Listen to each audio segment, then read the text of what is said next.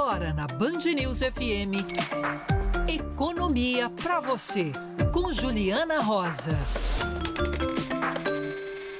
Oferecimento Claro Empresas. Se você é micro, pequeno ou média empresa, bora fazer juntos.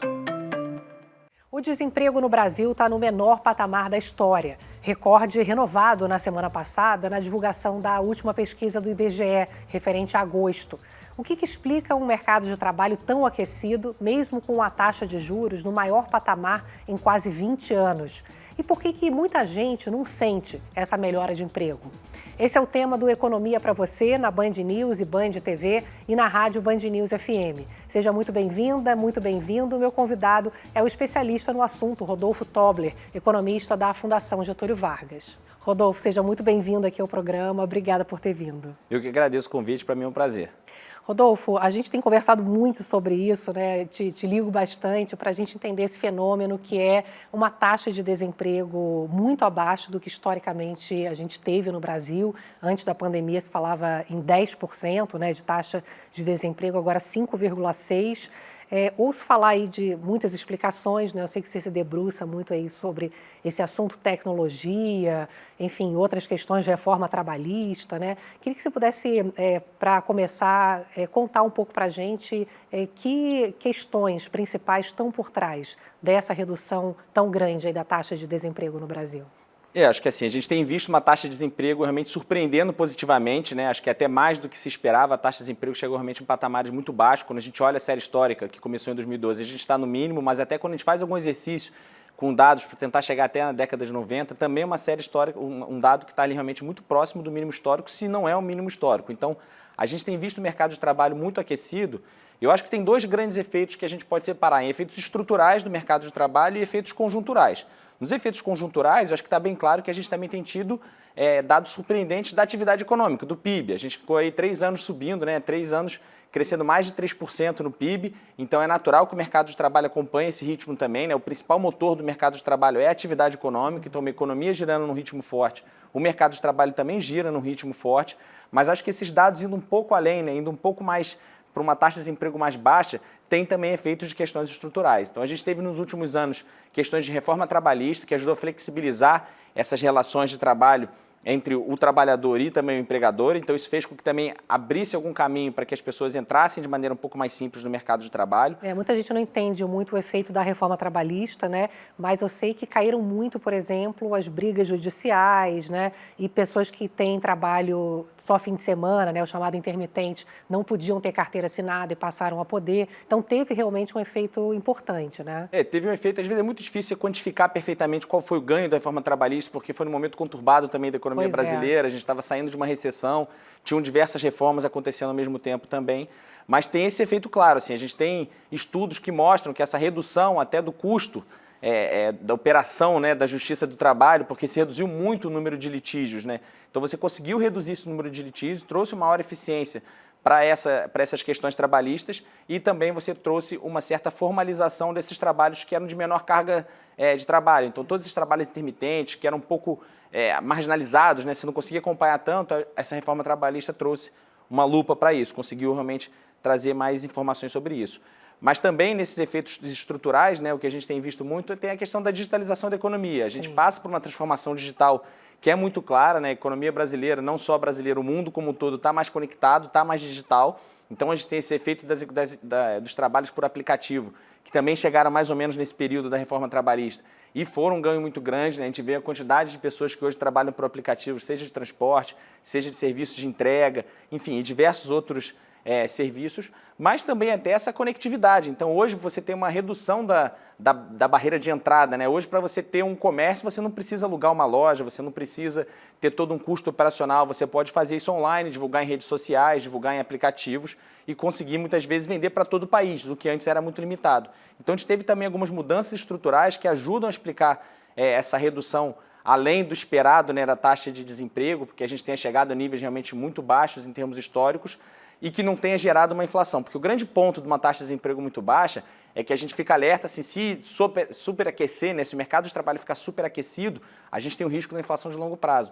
O que a gente está vendo é que isso não acontece porque a nossa taxa de desemprego estrutural, que a gente chama, ela tem caído também ao longo do tempo com todos esses efeitos estruturais. Então, a capacidade hoje de crescer gerando uma taxa de desemprego abaixo do que normalmente nós tínhamos e podendo, ainda assim, ter uma inflação sob controle. A discussão hoje é que essa taxa atual de 5,6%, ela está abaixo do que eu entendo que seja estrutural, tanto é que a inflação da chamada inflação de serviços, né, que depende muito de trabalho, que é intensivo em trabalho principalmente, essa está pressionada. Então, 5,6 é abaixo do que estruturalmente a gente entende que ela deveria estar para não gerar inflação, né? Exatamente. Hoje ela está abaixo pelos meus cálculos, não é uma taxa observada, né? Você não consegue precisar qual é essa taxa estrutural ou a taxa de pleno emprego que as pessoas costumam falar, mas nas minhas contas ficaria em torno de 6, 6,5%, então a gente estaria um pouco abaixo sim. O grande ponto é que antes da pandemia a gente observava essa taxa muito mais próxima de 8, 9%. Então 5,5% seria uma taxa muito abaixo, que geraria uma inflação realmente muito mais elevada, muito mais pressionada. Então todas essas mudanças que trouxeram esse pleno emprego para baixo, e eu acho que é muito bom também falar sobre pleno emprego, porque às vezes as pessoas ficam, poxa, como é que a gente está no pleno emprego com tanta gente desempregada, né? Tanta gente fora? O pleno emprego não quer dizer que está todo mundo trabalhando. Quer dizer que dentro do que a gente tem na nossa economia, com todo o nosso sistema produtivo, essa é a taxa que a gente consegue operar sem que gere inflação, sem que a gente tenha um problema de longo prazo. É aquele desemprego estrutural mesmo, quando tem as pessoas trocando de ocupação, quando a gente tem aqueles problemas estruturais onde a qualificação das pessoas não bate com as vagas que são oferecidas em determinadas regiões, né, essas diferenças regionais. Então essa seria uma taxa que existe um número de pessoas desempregadas, desocupadas, mas que seria um desemprego padrão assim, para um país, para que não tenha uma inflação no longo prazo. Então, hoje a gente estaria um pouco abaixo disso, tanto que é um pouco dessa dificuldade que a gente tem de controlar a inflação. O Banco Central tem agido aí com essa taxa de juros a 15%. Acho que o mercado de trabalho também ainda não está sentindo tanto essa taxa de juros tão elevada. Normalmente demora mais mesmo, né? O emprego, ele é o último a sentir quando a economia melhora e, ao contrário, também quando a economia começa a piorar, ele é o último a demonstrar a piora, né? Porque imagino que o empresário segure, né, a demissão, né? Ele não é uma decisão rápida, né? Essa demissão, né? Exatamente. Isso tudo faz parte de um planejamento, né? O empresário, especialmente quando a gente fala em emprego formal, o empresário ele não pode contratar e no dia seguinte demitir uma pessoa, porque tem um custo associado, exatamente. Por mais que a gente tenha falado de algumas reformas que tenham acontecido, no Brasil ainda tem um custo muito elevado de você contratar e de você demitir uma pessoa. Então, o desemprego, nessas variáveis do mercado de trabalho, elas costumam demorar um pouco mais a ser observadas. A própria desaceleração da economia está sendo um pouco mais lenta, né? Muita gente chamando aí do pouso suave, que a economia brasileira vai desacelerar de forma mais devagar, então o mercado de trabalho também vai na mesma linha, ele não deve ter uma desaceleração muito forte. A gente começou agora, nesse último resultado, a ter pequenos indícios, né, até quando a gente olha o dado do emprego formal, do CAGED, né, que vem do Ministério do Trabalho, a gente começou a ver uma desaceleração, gerar vagas num ritmo um pouco menor do que estava no início do ano, e isso tem muito a ver também com a economia perdendo um pouquinho de força. A gente já viu alguns dados do IBGE, de comércio e indústria, principalmente, já perdendo um pouco de força mês a mês também. Então é natural que a gente tenha alguma desaceleração. Mas a gente também não deve ter uma piora muito grande no mercado de trabalho, voltar a ter taxas de desemprego muito elevadas, porque a economia também não vai desacelerar. Quando a gente fala agora ela girando ali, crescendo um pouco mais fraca nesse ano do que foi nos últimos anos e para os próximos anos também um pouco mais próximo de 2%, é uma desaceleração, mas ainda com crescimento. Então o mercado de trabalho também deve desacelerar, mas ainda manter sua taxa de desemprego ali próximo desse pleno emprego que a gente tem falado, então um pouco mais ali perto de 6, 6,5%. Interessante a gente pensar que é um desemprego mais baixo que veio para ficar, né? Notícia ótima, né? A gente imaginar que a economia mesmo, como você está trazendo, ficando mais fraca nesse momento, com o efeito do juro alto, crédito caro, os dados já mostrando, né, essa perda de fôlego da economia, a gente consegue manter uma taxa de desemprego baixa, porque o nível de ocupação, ou seja, a quantidade de brasileiros ocupados também tem batido recorde, né? Então tem mais gente, como você falou, tendo oportunidade de ter alguma ocupação. Eu acho que quem está nos acompanhando, muita gente, eu recebo muita essa questão, que é que tipo de trabalho está sendo ofertado, né? Porque passa muito a sensação de que a gente, e é verdade, tem ainda um emprego precário, que é muito alto no Brasil. A gente tem uma alta taxa de informalidade, né? Quase 40% do trabalho é informal no Brasil. No entanto, a tecnologia também, como você está trazendo, e a possibilidade hoje de ter mais gente ocupada, não gerou só emprego precário. né, você também tem um aumento de trabalhos com carteira assinada. Então, assim, as duas coisas aumentaram, tanto o trabalho informal quanto formal? O que a gente vê é que tem aumentado nos dois sentidos, tanto nesses últimos anos, né, acho que especialmente esse último ano que a gente teve um crescimento mais forte do mercado de trabalho, ele ocorreu um pouco mais intenso no mercado de trabalho formal, que acho que também é natural, dado que a economia gira num ritmo mais forte. É nesse momento que o empresário também expande a sua população, né, ocupada ali dentro da empresa, mas também subiu o emprego informal, só que no ritmo um pouco menor. A gente ainda tem uma informalidade muito grande, acho que quando a gente olha esse mercado de trabalho muito positivo, é natural que às vezes as pessoas percebam, poxa, mas como é que está tão baixo o desemprego se minha situação não está tão boa assim? Porque a gente ainda tem muita questão estrutural para ser resolvida. A gente tem um mercado de trabalho ainda muito desigual, com diferenças salariais entre homens e mulheres, entre pessoas de diferentes cores e raças, de diferentes escolaridades. A gente tem questões estruturais para serem resolvidas e acho que uma delas é essa questão da informalidade. Ela até vem mudando ao longo do tempo. A gente vem observando que a informalidade, como o IBGE trata, que são aquelas pessoas que não estão vinculadas, seja por carteira assinada ou seja algum empresário que não tem um registro ali de CNPJ, ela tem diferentes grupos dentro da informalidade. A gente tem visto que tem um grupo de pessoas que está ali na informalidade que são mais associadas por vontade própria. Elas querem ter uma independência, elas querem ter uma flexibilidade de trabalho, querem buscar um negócio próprio, então elas acabam indo para esse lado da informalidade porque é onde encontra essas possibilidades. Né? Às vezes ganhando mais até, né? A gente ouve muita gente falar isso, né? Que às vezes você tem uma proposta de trabalho que você ganha, sei lá, um salário mínimo e você ganha muito mais fazendo, por exemplo, dirigindo um aplicativo, fazendo uma entrega. Embora seja, obviamente, às vezes um trabalho exaustivo, né? Mas muita gente também buscando essa questão da flexibilidade, né? Exatamente. Muitas vezes no empreendedorismo ou na própria informalidade a pessoa consegue enxergar um caminho de ter uma remuneração mais elevada naquele primeiro momento, porque muitas vezes no mercado formal, principalmente pessoas de escolaridade mais baixa, que têm uma dificuldade maior de entrar no mercado de trabalho, as vagas oferecidas nem sempre são do que ela gostaria. Às vezes é uma carga horária elevada, ela vai ter um deslocamento muito grande para o trabalho, para ter um salário que talvez não seja tão atrativo. Sim. Então é natural que às vezes as pessoas busquem a informalidade porque entendam que ali consigam ter uma remuneração maior, um controle maior do seu tempo. Então quando a gente olha a informalidade, a gente vê muito essa diferença entre grupos. Tem realmente um grupo que foi ali para necessidade, a pessoa estava sem trabalhar, precisando de um dinheiro, foi para a informalidade para conseguir algum tipo de ocupação, geralmente associado ao emprego mais precário, de uma redução de qualidade do trabalho mesmo.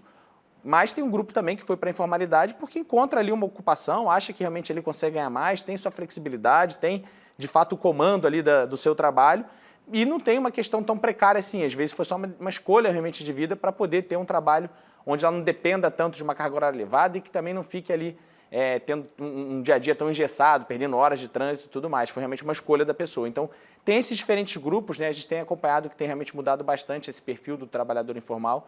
E eu acho que esse é um tema que tem sido levantado não só no Brasil, acho que o mundo como um todo hoje tem tentado entender qual é o papel desse trabalhador informal, né? Quem é esse trabalhador informal, tentando ver se realmente quantos grupos tem dentro dessa informalidade. É por isso que cresce também muito esse debate da carga de trabalho, né? Que no Brasil tem essa discussão do trabalho 4x3, né? Ou seja, trabalhar 4 dias e folgar 3, que parece bastante razoável, óbvio, porque hoje, principalmente as novas gerações, querem ter tempo para fazer, além do trabalho, né, outras atividades. E, no entanto, economicamente, você coloca um custo a mais para as empresas. Tem muitas empresas que já estão, inclusive, repensando, né, e oferecendo folga sábado e domingo, por exemplo, né, porque os empresários têm comentado muito isso, né, da dificuldade de encontrar pessoas que queiram trabalhar fim de semana, trabalhar 6 vezes por semana, né?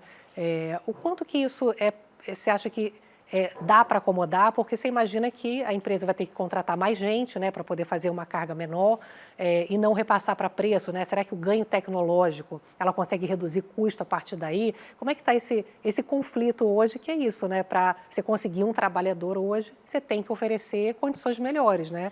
Não só de salário também, né? Mas também de carga, né? Exatamente. Acho que quando a gente vê todo esse debate sobre a escala 6x1, quando a gente olha realmente as ocupações que estão vinculadas a esse trabalhador 6x1, geralmente são trabalhadores de remuneração mais baixa, né? Quando a gente fala ali um pouco da base da pirâmide, é um volume de pessoas até considerado alto, né? A gente vê muito em comércio, alguns tipos de serviços, mas é aquele trabalhador que tem uma escolaridade mais baixa, uma remuneração mais baixa. Então, quando a gente vê um mercado de trabalho aquecido, a gente vê muito desse caminho da informalidade, as pessoas conseguindo buscar algum tipo de ocupação, as pessoas acabam fugindo um pouco dessa ocupação, porque de fato é uma carga horária muito elevada, as pessoas, né, a gente vê essa mudança geracional, os jovens buscam uma qualidade de vida maior, né, eles fogem um pouco dessa carteira assinada por carteira assinada. Antigamente se fazia uma festa quando você assinava a carteira, independente ali da remuneração, era o primeiro ganho, né? Sim. O jovem assinava a carteira, era uma conquista para a família. Hoje não se tem mais tanto esse apego à carteira assinada. Mas quando a gente vê essa questão do debate, né, da escala 6x1 ou mudar para uma escala 4x3, a gente tem um efeito imediato, se for algo muito abrupto, né, se for uma decisão governamental, por exemplo, se for uma política pública a ser feita, a gente vai ter um efeito. No Brasil não é um efeito tão grande, porque a gente tem uma informalidade muito grande, onde não entra, né, a lei não acaba sendo aplicada de forma tão rígida nesse sentido, mas teria um grupo de pessoas que teria esse impacto e principalmente os empresários teriam que absorver novos trabalhadores para conseguir manter ali a sua operação no dia a dia. Isso pode gerar até um efeito inflacionário no curto prazo, porque você vai ter um aumento de preços, vai ser repassado para os preços, né?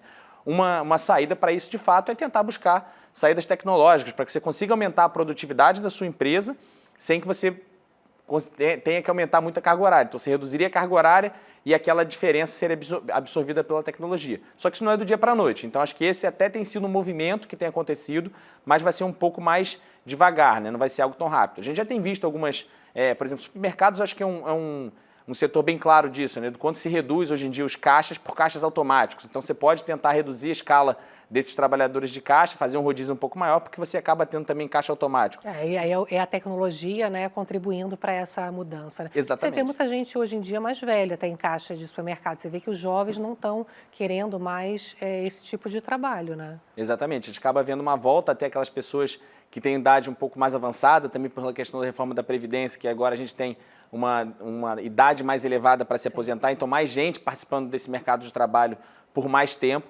E isso faz com que essas pessoas que talvez não tenham esse apetite de empreender, de se arriscar, de buscar realmente uma remuneração maior, mas com risco mais elevado, voltar ao mercado de trabalho. Então, acho que é natural que a gente tenha esse movimento também, mas acho que é um debate muito grande. Essa mudança da escala acho que ainda tem que ser bem debatido, bem consolidado, para que a gente não tenha um efeito, né, muito negativo no curto prazo para as empresas, porque isso também pode acabar afetando ali o rendimento das empresas, a lucratividade. Enfim, e às vezes tem um efeito mais negativo, de ter mais demissões do que se gostaria. A transformação salarial também é importante, porque é bom lembrar que muita gente, eu coloquei ele no começo, não sente essa melhora. Você falou da questão informal, mas também o nível de renda é baixo. Se você pensar no custo hoje que você tem, né, para ter o básico na sua vida, hoje está em torno de 3 mil, né, a média salarial. Então, quando a gente fala que melhorou e há uma melhora, inclusive, acima da inflação, que a gente pode pensar que a inflação também pode comer parte do trabalho, não. A gente está vendo ganhos salariais acima da inflação.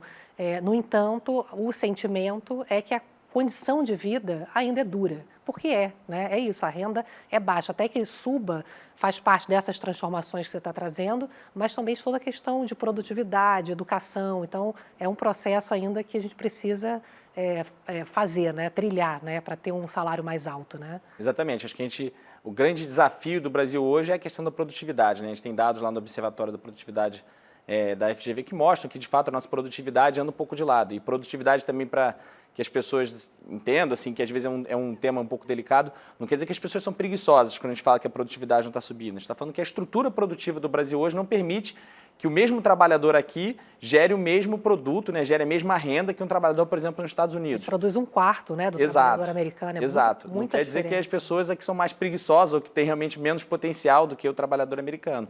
É muito também da estrutura produtiva do Brasil. Que então, máquina também, né? Exatamente. Toda essa questão tecnológica, toda essa questão que a gente tem hoje da nossa produção, da nossa atividade econômica, que realmente acaba não sendo tão comparável a outros países. A gente tem um setor que tem um desempenho positivo nisso, e acho que é bem claro da gente observar, é a agropecuária.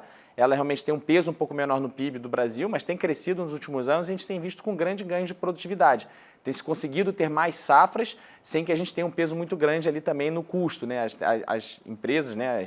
As fazendas, os empreendedores, enfim, desse setor têm tido ganhos de produtividade bem significativos e a gente tem visto ter sido destaque nos últimos anos. Eu queria falar um pouco mais sobre empreendedorismo com o Rodolfo Tobler, porque vocês estão lançando agora uma pesquisa que traz um panorama mais amplo desse empreendedorismo, né? Conta um pouco o que você destaca aí da pesquisa. A gente tem feito, né, no Ibrio, a sondagem do mercado de trabalho, ela é uma criança ainda, é uma sondagem pequena, mas a gente tem feito alguns temas especiais que a gente já consegue fazer divulgações com um pouco maior de frequência. Então, a gente fez agora, nesse ano de 2025, um debate, né, um estudo sobre empreendedorismo. A gente entende que hoje as estatísticas não são tão perfeitas para conseguir captar de fato quem é o empreendedor, se ele tem ele como trabalho principal ou secundário. Então, a gente consultou mais de 6 mil pessoas em todo o território nacional para entender, perguntando se a pessoa estava trabalhando, se ela era empreendedora, seja como principal atividade ou não, e tentar entender quais eram as dificuldades que ela tinha, qual foi a motivação do empreendedorismo, como ela fazia, né, a divulgação do seu negócio. E o que a gente viu, acho que o primeiro fator de motivação é que existem realmente 2 grupos. Existe o empreendedor por necessidade, aquele cara que precisou de algum trabalho, e a gente vê que isso às vezes é muito a ver com essa nova geração também, os jovens que têm dificuldade, a taxa de desemprego de jovem é muito mais alta, e ele precisa de algum negócio, ele vai atrás do empreendedorismo. E também aquele que vai em busca do empreendedorismo com uma vontade própria. Ele queria uma independência, ele queria uma flexibilidade. Então, esses 2 grupos acabaram se destacando dentro das nossas pesquisas. Com o mesmo peso. Com o mesmo peso, praticamente. Assim, não teve um domínio muito claro de uma outra categoria. Então, de fato, a gente viu que tem realmente um grupo bem diverso ali dentro do empreendedorismo e que tem esse maior apetite, né, de empreender no Brasil. Ele tem crescido nos últimos anos e tem muito a ver com a questão digital também. Hoje a gente vê que existe uma redução dessa barreira de entrada para as pessoas empreenderem, e isso ficou bem claro para a gente quando a gente perguntou qual era o principal canal de divulgação, né, quais eram os principais canais. As pessoas podiam responder mais de uma opção, e a gente tinha 2 respostas que se destacavam. Mais da metade falava que fazia realmente uma divulgação boca a boca, mas mais da metade também falava que fazia uma divulgação por redes sociais. Então, as pessoas podiam marcar mais de uma opção. E a gente vê que as redes sociais e a internet acabava sendo um canal muito importante para as pessoas empreenderem e fazerem a divulgação do seu negócio. Em questão geracional, essa geração mais nova hoje vem com esse apetite maior, esse apego menor pela carteira assinada, mas também essa questão da digitalização. Acho que isso hoje em dia é um efeito positivo que às vezes a gente não consegue perceber, né? Mas se a gente olha hoje todas as mudanças digitais que a gente teve no nosso dia a dia, seja pedindo comida em casa, seja transporte, seja comprando mais coisas com e-commerce, o e-commerce cresceu muito também, e isso tem muito a ver com o empreendedor digital também. Então, tem diversas categorias que conseguiram se desenvolver ao longo desse último tempo, pelo esse maior apetite das pessoas mais jovens, né, mas também por essa questão digital. A gente vê que é um fenômeno global. Até outro dia eu estava vendo um shopping na China que não tem gente, né? Só tem pessoas fazendo lives, né? Vendendo seus produtos na loja como se fossem pequenos estúdios, né? E a maior parte ali voltada basicamente para a venda online. Aqui no Brasil, Rodolfo, a gente tem ainda uma mortalidade muito grande, né? De empresas novas e acabam não se sustentando. O que você diria, talvez que vocês tenham pego aí na pesquisa, que acaba, você falou das dificuldades, mas que normalmente são fatores que fazem essas empresas terem uma vida curta? Eu acho que quando a gente olha as empresas reclamando, né, de dificuldade com crédito, burocracia, de carga tributária, isso também vai muito a ver com o nosso ambiente macroeconômico. Se a gente olhar por quanto tempo a gente não está com uma taxa de juros aí acima de 10%, o quanto que isso não acaba sendo uma barreira para empreender, porque geralmente o empreendimento você tem que ter um investimento inicial, ou você precisa de ter um apetite maior dessas pessoas a tomar um risco, né? O risco no Brasil acaba sendo um pouco mais elevado. Tem estudos feitos, né, também do Movimento Brasil Competitivo, que eu também faço parte, que mostra que hoje o custo do Brasil é muito elevado, quase cerca de 20% do PIB. Então, assim, tem diversas ineficiências hoje na economia brasileira que acabam também sendo uma barreira muito grande para o trabalhador brasileiro, né, para o empreendedor brasileiro. Então, o risco no Brasil ele acaba sendo mais elevado. Acho que a gente conseguir reduzir esse risco, algumas reformas que façam com que a economia brasileira seja um pouco mais dinâmica, acho que a reforma tributária é um caminho que tem sido feito e deve ser entrar em operação aí nos próximos meses e anos, então acho que vai ser um fator positivo. Então acho que tirar um pouco dessa burocracia, reduzir a carga tributária, a gente conseguir trazer um pouco mais o acesso à pessoa ao crédito, mas que não seja um crédito tão caro, como a gente falou agora mais cedo. Assim, a inadimplência está muito elevada, o endividamento está muito elevado e tem muito a ver com esses juros também nesse patamar que a gente está. Então acho que o ambiente macroeconômico tem muito a ver também com o perfil do empreendedor, com essa dificuldade, né? Essa barreira para ele entrar. Então, acho que hoje essa mortalidade de empresas que a gente tem muito elevado também tem muito a ver com isso. Não só essas dificuldades que a gente já falou, mas também com todo esse ambiente macroeconômico que ainda é bastante desafiador. É interessante porque no Brasil a gente sempre ouviu que o empreendedorismo era por necessidade, basicamente. O que você está trazendo é que há uma mudança de perfil, mais gente empreendendo por vontade, né? Isso faz com que talvez a gente tenha mais gente que se prepara melhor, porque imagino que por necessidade você vai abrindo, porque você tem que ter dinheiro para comer, né, amanhã. O quanto que a falta de planejamento, de educação financeira, ela impacta o negócio? Ela é muito alta no Brasil, muito acima de outros países? Ela tem uma dificuldade muito grande também. Acho que essa educação financeira nossa não é tão elevada, então muitas das vezes as empresas acabam tendo uma vida útil muito pequena por, às vezes, mais escolhas, né, que as pessoas muitas vezes nem sabem que estão tomando e acabam sendo um impacto. Acho que a gente tem visto nos últimos anos esse crescimento do empreendedorismo por vontade, ele tem sido bem claro. Tem até, acho que, muitas políticas do governo, quando a gente olha o papel do Sebrae, de atuar junto dos microempreendedores individuais e das pequenas empresas para ajudar com que elas passem por esse corredor da morte que se fala, né, desses primeiros anos das empresas, para que elas consigam sobreviver e a partir dali começar a ter também um lucro e uma vida útil maior para essas empresas. Então, acho que tem alguns programas que podem até ser desenvolvidos. A gente tem visto também muito avanço, né, o trabalhador por conta própria, quando a gente olha nas pesquisas do IBGE com o CNPJ, ele cresceu muito na pandemia. Também um pouco para isso, assim, as pessoas para tomarem crédito, essa ligação bancária tem sido muito importante. Hoje em dia, quando a gente fala da digitalização, o Pix é um baita exemplo também. Porque hoje em dia, para um CNPJ, um vendedor na rua, para conseguir ter o Pix, ele precisa estar associado a algum banco. Então, ele tem que ter uma conta bancária para receber o dinheiro no Pix, que tem uma taxa menor do que um cartão de débito, por exemplo. Então, fez com que ele tivesse uma relação bancária. A partir dessa relação bancária, ele pode tomar um crédito também. Então, toda essa educação financeira ela é fundamental para que, num país que a gente vive, com taxas de juros aí acima de 10% há bastante tempo, agora 15%, você saber pegar um crédito, você saber não arriscar o seu negócio por um crédito que tomou de maneira indesejada, ali, de maneira talvez não muito ótima, né? Então, a gente tem um desafio muito grande nisso também. Acho que o empreendedor, até quando esse empreendedor vai pela sua vontade própria, ele ainda tem uma barreira muito grande, que é a educação financeira, para que ele consiga sobreviver nesses primeiros anos, né, que costumam ser os anos mais desafiadores para a empresa. Te perguntar um pouco isso, né? Vantagens e desvantagens de empreender ou ter a carteira assinada, né? Esses primeiros anos aí, você tem que estar muito bem preparado, né? Eu queria que você pudesse fazer uma comparação na hora de decidir, né, o que é melhor para a pessoa. Quando a gente vê, assim, tem muito uma questão pessoal, de fato, né? Acho que esse apetite por empreender não, de tomar risco, né? Acho que o principal ponto é o risco.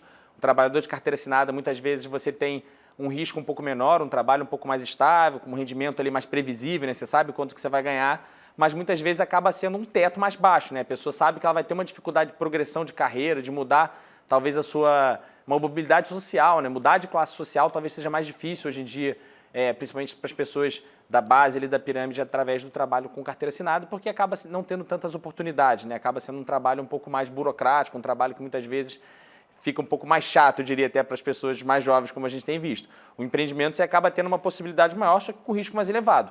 E aí o que vai fazer a diferença é justamente esse conhecimento, essa educação financeira, esse estudo, né? Você abrir um negócio por abrir, acaba sendo um risco muito grande você se arriscar e acabar, na verdade, gerando uma dívida.